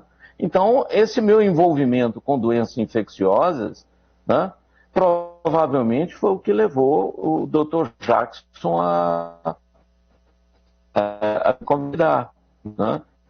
Sempre atendendo a imprensa ao longo de toda a vida profissional, eu estou sempre atendendo a imprensa, seja escrita, falada ou televisiva, né? Ao longo dos anos todos, né? E é curioso, as pessoas com frequência recebem alguma coisa, nunca recebi absolutamente nada, né? E esse é um trabalho que eu faço como um retorno à própria comunidade que financiou tudo, que eu estudei minha vida inteira em escola pública, né? Doutor Carlos, né? É por isso. Doutor Carlos, quero fazer a última pergunta. Nós estamos tendo um probleminha de conexão aí com a sua conexão, mas está dando para entender. Aí o presidente resolve em relação a isso. Minha última pergunta para o senhor é o seguinte. Em relação à doação feita pela Prefeitura de Belo Horizonte para o FMG, o senhor de alguma maneira intermediou isso? O senhor tem alguma participação? O senhor recebe algum valor em relação ao fato dessa intermediação, se aconteceu? Entenda, por gentileza, que o objetivo da CPI são os gastos. Então, eu quero focar em relação a isso. Então, o senhor pode explicar se o senhor participou de alguma forma, se o senhor tem alguma comissão, se isso interferiu alguma coisa em relação aos gastos da Covid, por favor. E desde já quero lhe agradecer, porque ao final da sua resposta eu volto a palavra para o presidente. Perfeito, vereador. Eu não sou da UFMG, eu não sou professor, não tenho nenhuma participação na UFMG e não participei dessa decisão de fazer transferência de recursos. Isso não cabe do comitê fazer nenhum tipo de alocação de e não participo e não recebo como pesquisador. Como pesquisador, eu uso junto com a Fiocruz, né, com a Fundação Oswaldo Cruz, onde eu sou professor do curso de saúde pública. E também não recebo para isso, eu sou um professor convidado, né? Vou lá eventualmente 1 a 2 vezes por ano para dar algumas aulas, mas não participo de nada na UFMG e não recebo nada a partir daí. E não definimos, né? Sim, nós sugerimos uma coisa importante, né? Que nós, né, investimentos, sim, né, em tecnologia nossa, que nos tornasse independentes, seja em Minas, seja no Brasil. Isso nós deveríamos procurar as nossas próprias tecnologias e estratégias de controle da epidemia. Não deve ser a primeira e não deve ser a última das epidemias que nós vamos enfrentar. E vamos continuar enfrentando durante muitos e muitos anos. Portanto, né, investir em tecnologia nacional é fundamental para nós, né? Enfrentarmos essa e outras epidemias. Isso sim, nós sempre sugerimos à Prefeitura e ao Governo do Estado, ao Governo Federal, que investisse, né? Porque isso é segurança nacional. Nós estamos vendo e vivendo isso agora. Obrigado, doutor. Obrigado, doutor. Vou passar a palavra ao vereador Jorge Santos. Quiser fazer alguma pergunta, vereador Bruno Miranda.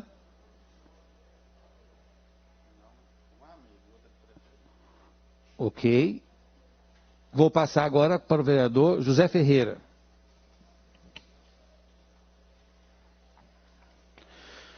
Bom dia, doutor Carlos.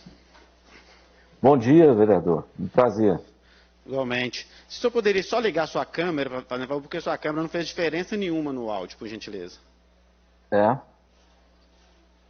Melhorou? Não, se o senhor ligar a câmera. O áudio? Desligar a câmera? Ligar a câmera, fazendo um favor. Tá ligada. Não está mostrando a imagem do senhor aqui, tá? Ah, não, sim. É porque não está mostrando a tela, não, que me desculpa.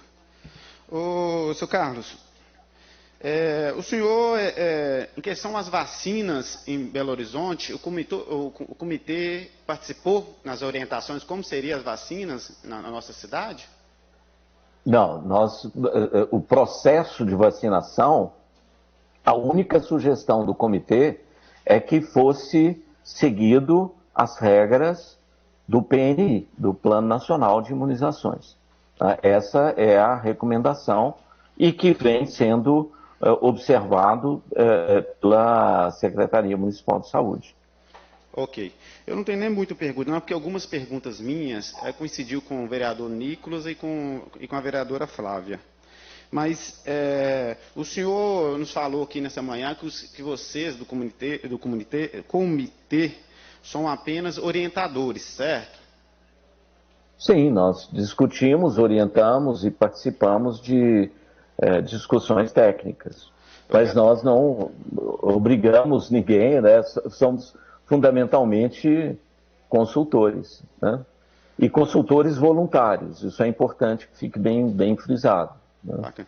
Eu queria até dar os parabéns ao senhor e à equipe do comitê, que algumas decisões, alguns levantamentos, alguns estudos que vocês fizeram, eu acredito que tenham salvado muitas vidas em Belo Horizonte.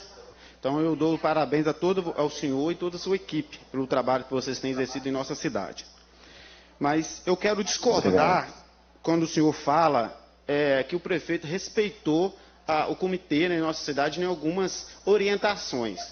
Porque se ele tivesse respeitado o comitê em suas decisões, em algumas coisas, né, ele teria seguido à risca todas as orientações de vocês. Por quê? Em relação aos ônibus, muitas coisas não foram seguidas à risca. Porque se tivesse seguido à risca, muitas pessoas não tinham contraído, né, o vírus no ônibus. Ele afirma, ele teve uma reportagem que ele afirmou que o ônibus é uma das coisas mais seguras que tinha na nossa cidade. E nessa mesma reportagem, ele falava que as empregadas e as domésticas estavam espalhando os vírus na cidade. Eu queria saber do senhor se essa orientação foi dada para ele do comitê nessa afirmação dele. Não, na realidade são feitos debates, eu não sei exatamente a qual fala que Vossa Excelência está se referindo do prefeito, né? Mas a discussão e a questão do transporte como fonte de transmissão, né, ele é um dado bastante polêmico, de fato, né? Tem trabalhos feitos, principalmente na China, já do ano passado, mostrando que, na realidade, não era no transporte que as pessoas estavam se infectando, né? Isso nesse trabalho feito lá em Wuhan, né?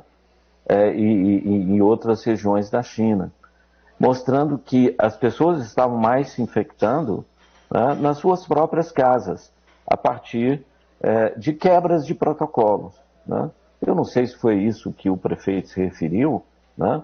Mas eu não tenho acesso a essa fala do prefeito especificamente. Não é esse telefone mais não, é sobre horário. Eu percebi Alô? que muitas Alô? vezes... Nós estamos te ouvindo. Não. Parece que entrou uma outra pessoa que está com o microfone aberto. Eu acho que já desligou já. Tá. Então, essa discussão de fonte, onde que as pessoas mais se contaminam, ela ainda é um fator que vem sendo objeto de pesquisas, de estudos, né? Ontem mesmo saiu um trabalho mostrando 35,5% das pessoas são assintomáticas, né? E o fato delas serem assintomáticas, elas acabam participando de uma cadeia de transmissão ainda maior, né? Então, os assintomáticos nessa doença são grandes transmissores, né? Daí a importância da resposta que eu dei anteriormente, que a testagem ela é absolutamente fundamental, né? Infelizmente, nós não conseguimos testes suficientes no Brasil para poder testar os assintomáticos e isolá-los, né? E é por isso que a doença avançou de forma tão rápida no país, né? E avançou em todas as camadas sociais.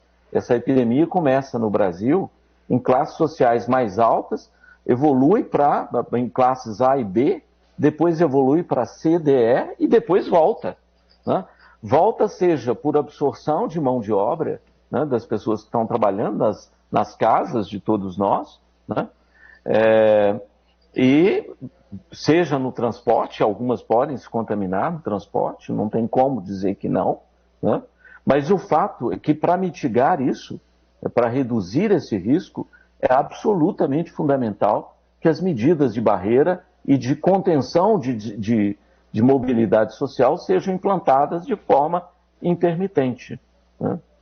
Então, o seu Carlos, então há uma divergência na sua fala quando, né, quando o senhor fala que o senhor passa as orientações à Prefeitura de Belo Horizonte, ao prefeito. O senhor fala assim, eu só passo as orientações, a decisão quem toma é ele. As decisões que ele toma, ele fala, estou seguindo as orientações do comitê. Então, assim, está acontecendo aconteceu algumas divergências nas decisões e nas orientações. É difícil não se contaminar nos ônibus da capital, porque os ônibus ficavam lotados, saía gente até pela janela. Então, assim, é complicado, né? Eu acho que se a Prefeitura tivesse seguido as orientações do comitê, eu acho que ela teria menos casos em nossa cidade. Mas já aqui declaro, até agradecendo o senhor, né, e toda a sua equipe pelo trabalho que vocês têm desenvolvido na nossa cidade, dedicado, porque muitas decisões de vocês salvaram vida em nossa cidade. E eu queria até passar a minha fala, porque eu não tenho nem muito a falar, tá, porque minhas perguntas ficou parecido com a do vereador Nicolas e da vereadora Flávia, tá? Queria agradecer o senhor pela participação. Muito obrigado, hein? Obrigado. Obrigado, vereador. Obrigado, vereador Zé Ferreira. Vou passar agora para a vereadora Fernanda Altoé. Bom dia, seja bem-vinda à comissão. Bom dia, obrigada, gente. Obrigada, doutor Carlos. Prazer, vereador. Prazer. Gostaria só de botar inicialmente que nós não estamos em nenhum momento desfazendo o trabalho do senhor, né, nem do comitê, nem quem tem trabalhado em prol da cidade.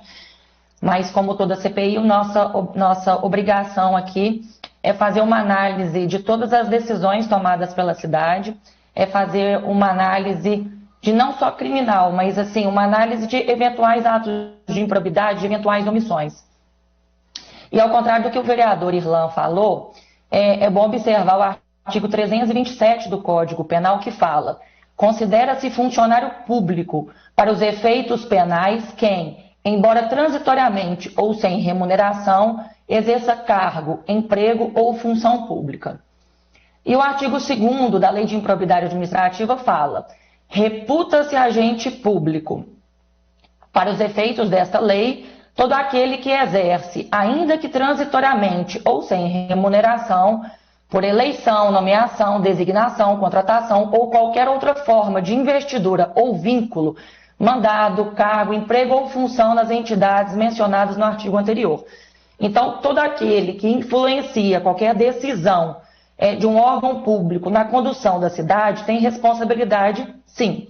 E nós queremos analisar pontos, inclusive, há pelo menos 3 recomendações do Ministério Público, da Educação, com relação ao Comitê Covid, ao prefeito e à Secretaria de Educação.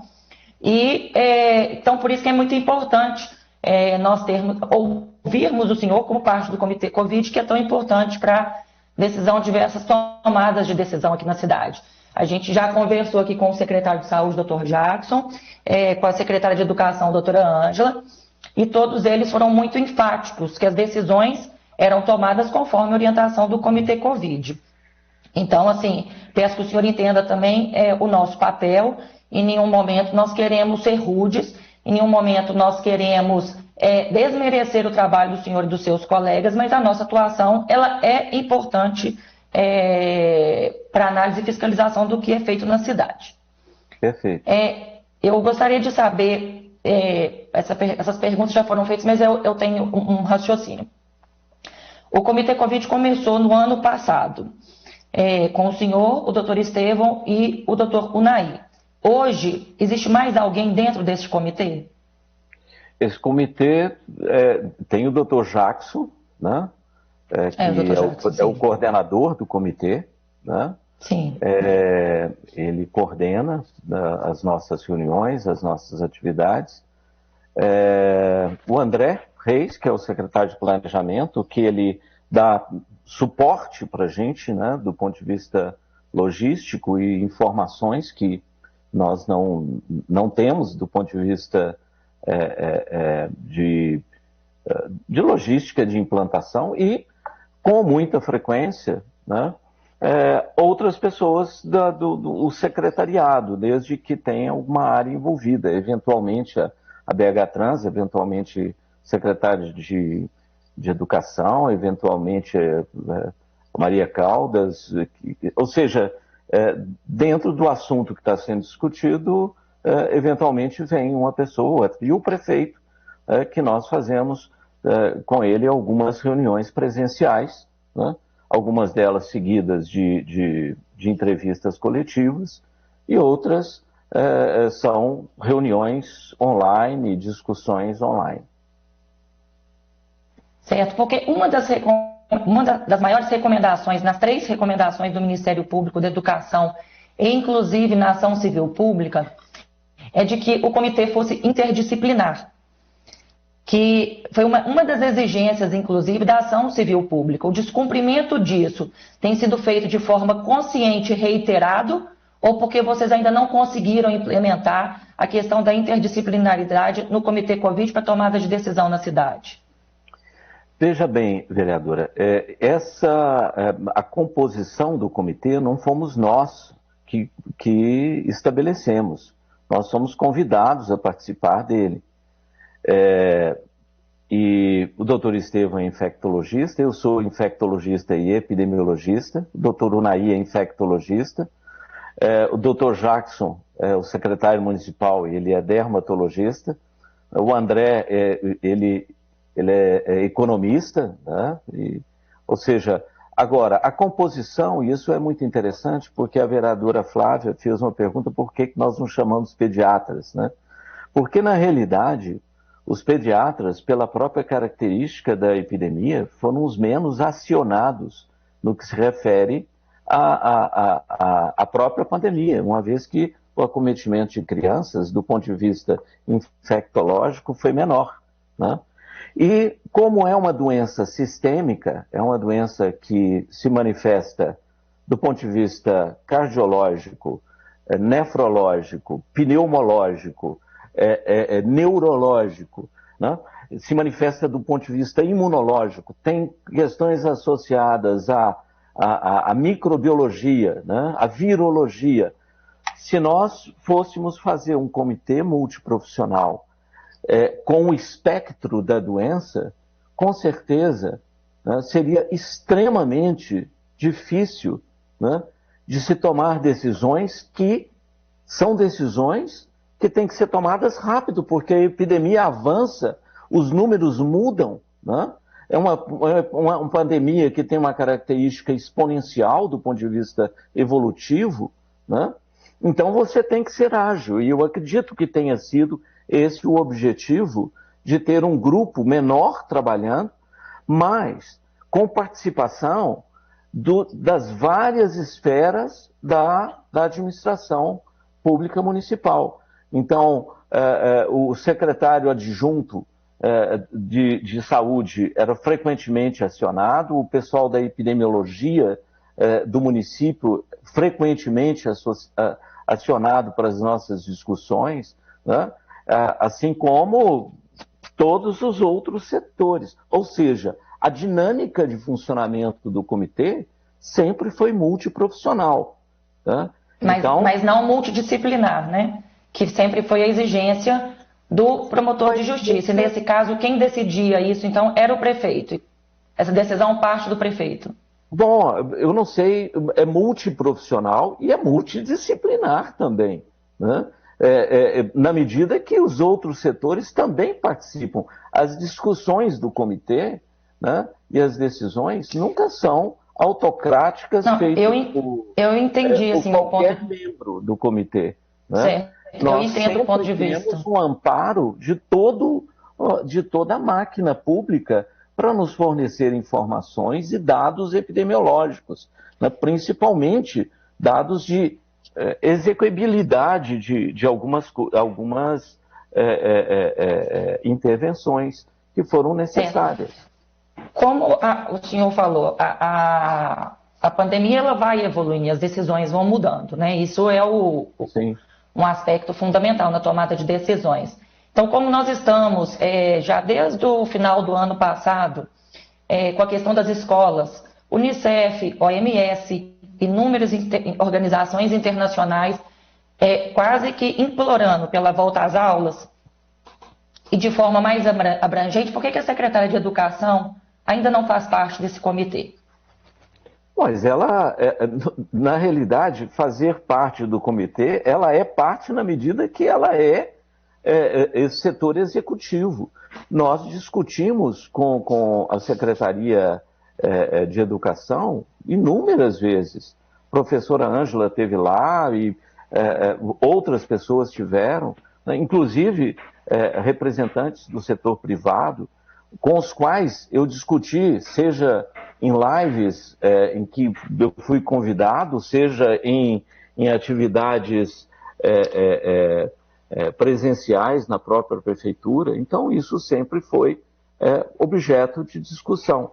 Então, agora, ainda não existe o planejamento dela fazer parte, ou alguém da educação fazer parte do comitê de forma definitiva, como membro efetivo. Ela é membro do setor executivo da prefeitura. E como membro do setor executivo, nós nunca tivemos a menor dúvida de que ela é membro do próprio comitê. Mas se formos pensar por esse lado, doutor Carlos, não precisaria de um comitê Covid, porque existe um secretário de saúde no município. Sim, sim. E o secretário de saúde faz o link com todas as outras secretarias. Né? Certo.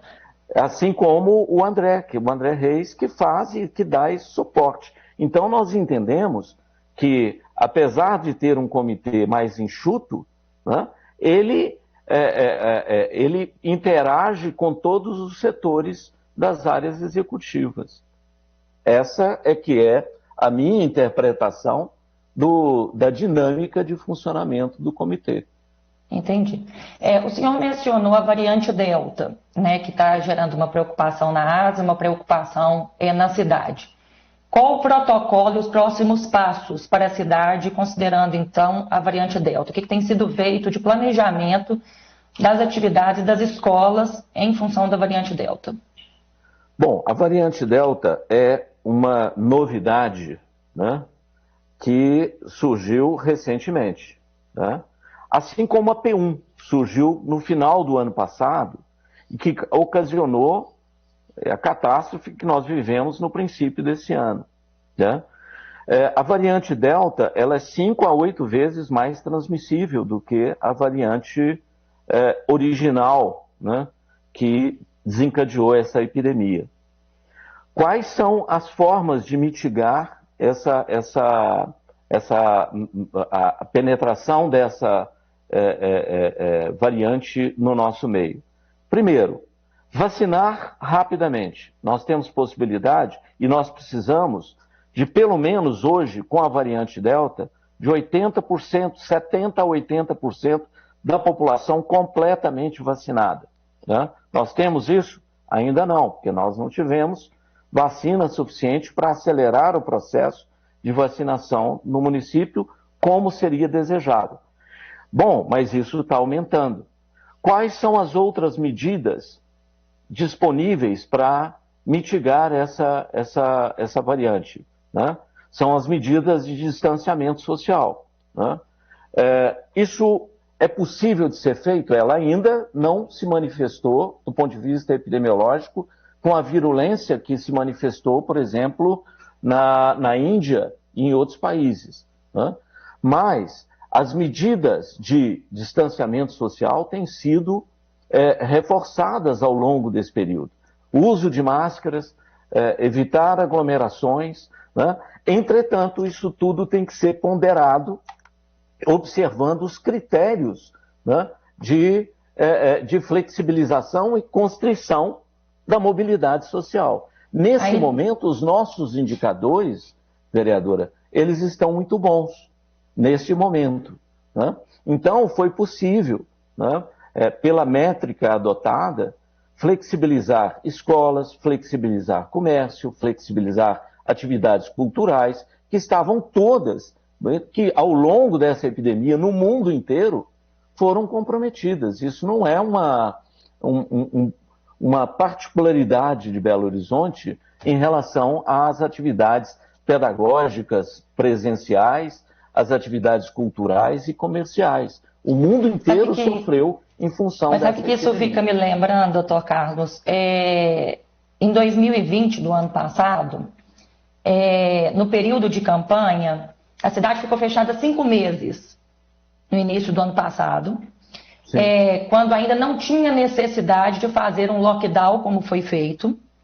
Inclusive, eu já recebi planilhas do número de internações de 2019 nesse período de 2020 e as taxas se mantiveram a mesma coisa. Então, a gente fechou e a gente privou uma cidade de viver enquanto ainda não era o momento adequado.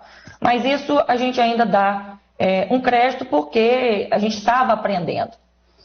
E aí, durante o período de campanha eleitoral, que foi do dia 27 de setembro ao dia 15 de novembro, nós vivemos como se não tivéssemos em pandemia. E, obviamente, no início de dezembro, em função de terem liberado de forma geral a cidade, começaram-se os casos. E aí falou-se que a culpa era das pessoas que estavam viajando e tirando férias para fechar a cidade em janeiro, quando deveria ter fechado em dezembro. Nós estamos agora fazendo a mesma coisa.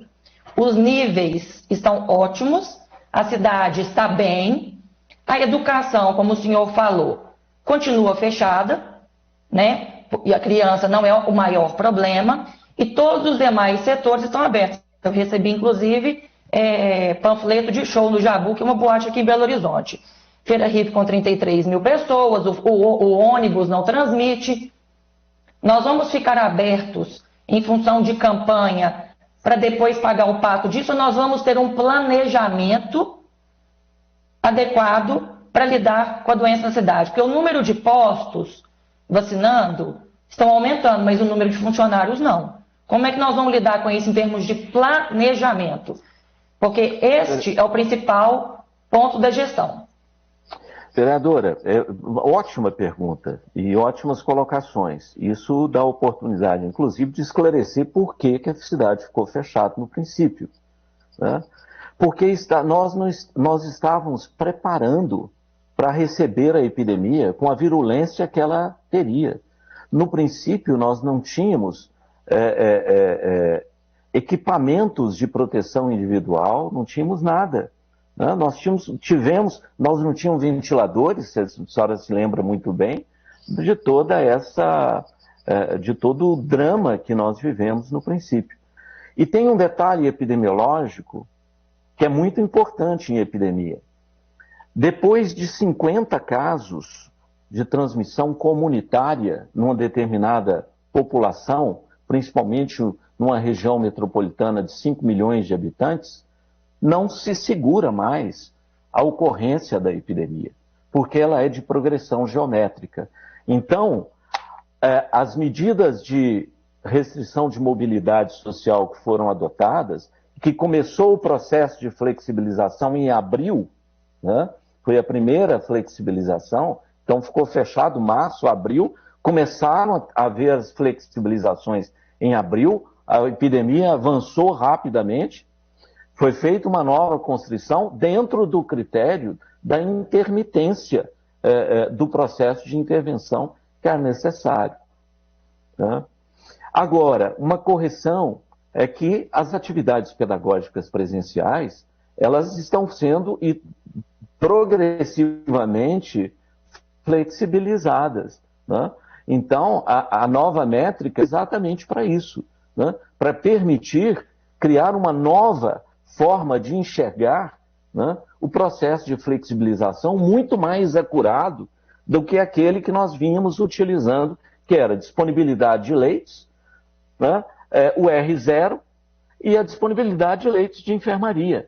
Então, nós criamos uma métrica muito mais sensível, muito mais realística, que pudesse permitir esse processo de flexibilização. E é o que está acontecendo. Então, as escolas voltaram, estão voltando progressivamente. Né? Dentro dessa nova métrica, com mais de 90% das pessoas com um grau de normalidade acima de 91%, volta inclusive ensino superior. Agora, nós estamos de olho na variante Delta. Na medida que esses dados começarem a mudar, existe um momento e as faixas de risco que vão sendo observadas. Ou seja, se houver uma queda da taxa de normalidade para baixo de um determinado percentual, fecha-se. Mas aí o senhor está sendo contraditório, porque o senhor fala que as escolas ainda têm que ter atenção com a variante Delta. Todas as demais atividades não precisam da atenção da variante Delta, porque nós estamos num momento de intermitência em que há abertura. E aí a escola vai aguardar a variante Delta para continuar na mesma situação? Não, vereadora. Nós estamos de olho na variante Delta para todos os setores. Né? Então, por que as regras das escolas são mais graves e menos flexíveis que as demais atividades? Não, elas são, dentro dessa nova métrica, né, atividades culturais, todas essas atividades foram matriciadas. As atividades culturais também têm 2 metros de diferença, com escalonamento, com dias da semana e com número de pessoas? Tem escalonamento. São 128 modelos de atividades culturais que foram mapeadas na cidade. Tá? Sim, e aí, no caso, há o distanciamento de 2 metros de vacinação para essas atividades também? Sim, também. Também. Atividades culturais, por exemplo, se a senhora for a uma atividade cultural no Palácio das Artes, existem regras para isso. Existe um determinado contingente de pessoas que é possível estar lá dentro. Né? Mas nas atividades do Palácio das Artes, por exemplo, abriram mão dessas distâncias. Inclusive, foi matéria do jornal O Tempo. Vereadora, só um tempo vereadora Fernanda, eu vou prorrogar por mais 30 minutos, tá bom? Tá bom, obrigada. A métrica, ela está publicada, não é bem essa. Eu acho que eu sugeriria uma atenção especial para essas regras, né? Porque o distanciamento de 2 metros, a não ser de pessoas que vivem no mesmo espaço e devem ser testadas. Outra coisa importante são os testes. Nós gostaríamos muito, muito, que tivéssemos testes suficientes e menos agressivos do que o suave nasal. Né? Eu acho que pudesse ser feito rotineiramente nas escolas, como é feito em outros países. Né? Nenhum outro país abriu escola, atividades pedagógicas, com mais de 500 casos por 100 mil habitantes. Né? Na verdade, o CDC, em fevereiro, já determinou que a abertura das escolas fosse independente do número de casos por 1.000 habitantes. Então, vários países no mundo abriram as atividades independente da contaminação da população. E retornam. Abrem e voltam. Sim, fecham uma semana e são a última atividade a fechar e a primeira a reabrir. Vereadora, nós fizemos isso aqui. Nós fizemos isso. As escolas nunca foram as últimas a fechar e as primeiras a reabrir. Não, a questão é a diferença das estruturas das escolas e a forma. E o que eu estou citando a senhora é exatamente que fora do país existe uma pequena diferença, chamada disponibilidade de testes para todo mundo. Isso é importante. Não, na África não há disponibilidade de testes. Existem inúmeros países africanos que iniciaram as atividades em fevereiro. Vereadora, não, mas eu entendi o senhor. Não adianta epidemiológicos na África, eu não posso discuti-los. Também não. Eu também não vou entrar nisso, porque o senhor sabe muito mais do que eu. Eles não são, do ponto de vista epidemiológico, confiáveis, né? Por questões culturais, não é por uma... O senhor falou em preparação, que a cidade ficou fechada 5 meses para preparação para a pandemia. Mas as escolas continuam sendo reformadas, agora começando esse ano, inclusive porque na prestação de contas que nos foi apresentada na ida ao prefeito em 2020, não teve nenhum centavo investido na estrutura física das escolas. Nós tivemos inúmeros problemas de leitos ao longo de todo o ano. E nós tivemos, inclusive, problemas com recursos humanos e insumos. Então, eu gostaria de saber, né, foi uma preparação que não preparou, né, a grande verdade é essa. E eu queria saber o seguinte, o Comitê Covid, o senhor falou que ele só, deixa eu ver se eu anotei aqui, que os senhores são consultores voluntários, que as decisões são tomadas com base na atuação do comitê, mas que vocês são consultivos, né? Então, o comitê, ele apenas leva a informação para o prefeito e os secretários tomarem as decisões. Nós assim debatemos isso com eles. Nós levamos assuntos técnicos, nos são apresentados questões técnicas, nós discutimos, né? E as decisões são tomadas junto com os demais participantes. Todos fazem as suas ponderações. Quando se fala num comitê, às vezes fica parecendo que é um grupo de 3 infectologistas, um secretário de saúde. Não, a coisa funciona diferente. Várias pessoas do executivo participam, desde a Guarda Municipal até BH Trans, que ia lá, participou de reuniões. Existem atas, doutor Starling, de todas essas reuniões? Ou são apenas reuniões verbais que não são documentadas? A grande maioria dessas reuniões são reuniões voluntárias, espontâneas, né? Algumas então delas não há um feitas... processo de atas dessas reuniões? Eu não me lembro de ter feito ata. Eu não sei se alguém fez ata, mas eu nunca assinei ata do... Tá. E aí, no caso, assim, então, pelo geral, a grande maioria ou não, há como é que fala? Uma convergência entre o entendimento do comitê e as decisões tomadas pela Prefeitura de Belo Horizonte nas tomadas de decisões? Sim, há uma discussão e é tomada uma decisão em função das discussões que são realizadas, né? Tá. O comitê interfere ou não na abertura e fechamento de leitos na cidade? Não, isso é feito pelo gestor municipal. O gestor municipal é que, na medida que tem uma pressão, né, sobre o sistema de saúde, ele mobiliza leitos de acordo com a necessidade. Então essas decisões acabam sendo do Dr. Jackson, né, que é o secretário de saúde. O gestor municipal é ele que toma essas decisões de aumentar e mobilizar leitos de acordo com a necessidade, né, uma vez que esses leitos têm um universo finito, né? E na medida que são feitas flexibilizações, que a cidade volta a funcionar, a ter um funcionamento normal, há uma demanda muito maior para atender outras doenças, né? Então, esses recursos, eles vão e voltam dentro do sistema de saúde de acordo com a pressão maior ou menor que a epidemia faz sobre a cidade, né?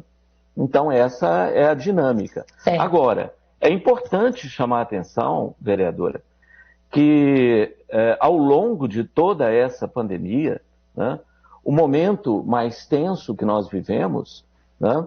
Foi exatamente o princípio, porque é tudo muito novo, né? O mundo enfrentando um problema absolutamente inédito para essas nossas gerações, né? E teve um momento que foi o momento da entrada da P1, né? Que coincide com flexibilizações. Mas, em nenhum momento faltou assistência, pelo que nós tivemos de relatório, né? Houve, sim, uma mobilização, houve necessidade de cooperação entre diversos municípios para a atenção, mas não ficou ninguém sem assistência, seja nas unidades, nas UPAs, seja nos hospitais, todos foram mobilizados, né? Nós vivemos uma situação de pressão muito semelhante a outros locais e não vivemos o caos que outros locais viveram, né? Ou seja, Comitê Covid... houve planejamento, né? Houve planejamento dentro da possibilidade do ineditismo dessa pandemia. Né? Certo. O comitê, só assim, saber alguns pontos. Com relação ao fechamento dos espaços públicos com grades, teve alguma orientação do Comitê Covid nesse sentido ou não? Fechamento com grade, não. Fechamento ou restrição de aglomerações, sim. Nós sempre orientamos que aglomerações eram condenáveis, seja em espaço público ou privado. As orientações para as famílias evitem aglomerações dentro das suas próprias casas, tá? Mantenham-se em casa o máximo possível, não aglomerem, usem máscaras. Esse é o ponto comum. E na medida que as vacinas foram chegando, vacinem-se, né? E tomem a segunda dose da vacina, porque para enfrentar a variante Delta, que compromete em aproximadamente 10 a 15% qualquer uma das vacinas, né, nós temos que usar tanto a barreira da vacinação quanto as barreiras sequenciais. E, ao mesmo tempo, evitar, né, nós temos que evitar que a pandemia, né, comprometa tanto assim, seja atividades comerciais, culturais ou acadêmicas. Então, fazer o tempero dessa situação é extremamente complexo para qualquer sociedade. Imagino. Sim, tá? Eu imagino. Então, eu participei aqui na própria Câmara de discussões com as escolas, com os setores culturais, em outras comissões, tá? Discutindo as possibilidades e como que a gente faria isso, né? Certo. Tivemos que desenvolver nossas próprias métricas para isso. Vereadora Fernanda, eu gostaria de pedir a senhora... compartilhadas com o país inteiro. Dá licença, vereadora Fernanda. Para terminar, né? Porque nós temos que aprovar um requerimento aqui hoje ainda, mudança de uma data, e o nosso prazo está encerrando. Não, então eu já vou terminar. Eu agradeço ao Dr. Carlos Starling, agradeço à comissão pela oportunidade de fazer perguntas. Muito obrigada. Eu que agradeço a presença da senhora aqui nessa comissão pela sua participação. Muito obrigado, viu? Os vereadores, a gente precisa só mudar a data do requerimento aprovado, requerimento de número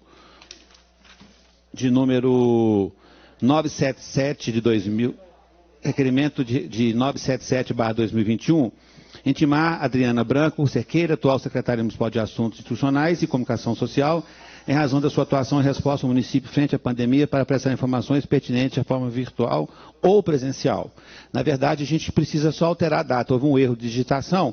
A data não será dia 26 de setembro, e sim do dia 26/8 de agosto de 2021, no mesmo horário, no mesmo plenário. Como vota a vereadora Flávia Borja? De acordo. Como vota o vereador José Ferreira? De acordo, presidente. Vereador Irlan Melo? De acordo. Eu também voto de acordo. Vereador Nicolas? De acordo, presidente. Vereador Jorge Santos? Ok, não está presente. Então, vereador Júnior Lopes também de acordo. Então, fica alterada do dia 26/9 de 2021 para o dia 26/8 de 2021. Obrigado pela pela aprovação. Vereadora Flávia Borja. Senhor presidente, gostaria só de deixar uma observação. O vereador Irlan, por diversas vezes, falou do objetivo, do escopo, né, da CPI, que é gastos do Covid. Mas, vereador, a gente sabe que o prefeito atribuiu as decisões da cidade inúmeras vezes, diversas vezes, para não falar todas as vezes, as decisões foram baseadas na confiança nesse comitê. A gente sabe que essas decisões influenciaram toda a economia da cidade. Mais de 11 mil empresas faliram, segundo a Junta Comercial. Dezenas, para não dizer centenas de escolas fecharam suas portas. Então, eu só queria reiterar, né, e falar que isso faz parte, sim, do escopo da nossa CPI. Se for para a gente ficar fazendo aqui pergunta branca, né, para os gestores só ter a oportunidade aqui de falar do seu bom trabalho, a gente não estaria aqui fazendo uma CPI, é uma comissão parlamentar de inquérito. Então, queria pedir, né, que a gente pudesse desempenhar a nossa função com toda a profundidade que essa CPI merece, a gente trazer mesmo profundidade na CPI. Obrigada. Vereador, seu áudio, vereador. Vereador Irlan, seu áudio. Vereador Irlan. Isso, voltou. Isso. Voltou? Voltou. Vereadora Flávia, eu espero que Vossa Excelência não esteja dizendo que eu estou fazendo perguntas brancas. Eu até nem sei o que é isso. Depois, se você puder explicar, eu gostaria que você explicasse. Eu só quero dizer que o meu trabalho, ele é focado, meu relatório vai ser focado no escopo da CPI. Qualquer pergunta que for feita por Vossa Excelência, qualquer outro dos vereadores integrantes ou não da CPI, isso é do mandato de cada um. Eu respeito, eu vou considerar, mas na hora de fazer o relatório, eu não tenho como fugir desse ponto de vista. Eu entendo a necessidade que cada um tem de fazer a pergunta que quiser, sem problema nenhum. Agora, as minhas perguntas eu faço de acordo com aquilo que eu entendo que eu vou fazer depois no final do relatório. Então, eu espero que a senhora tenha percebido que nós estamos fazendo um trabalho correto aqui e de busca da verdade.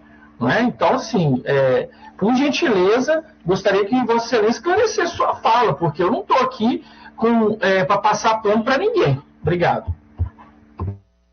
Vereador Flávio, eu queria agradecer, tá, o doutor Carlos Starling pela presença, muito obrigado. Foi muito importante a fala do senhor.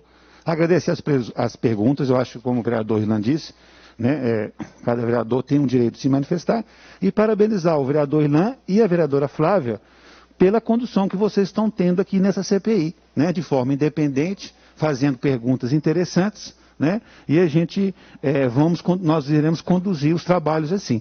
Tá bom, vereador Irlan, vereadora Flávia e vereador que está aqui do meu lado, Zé Ferreira.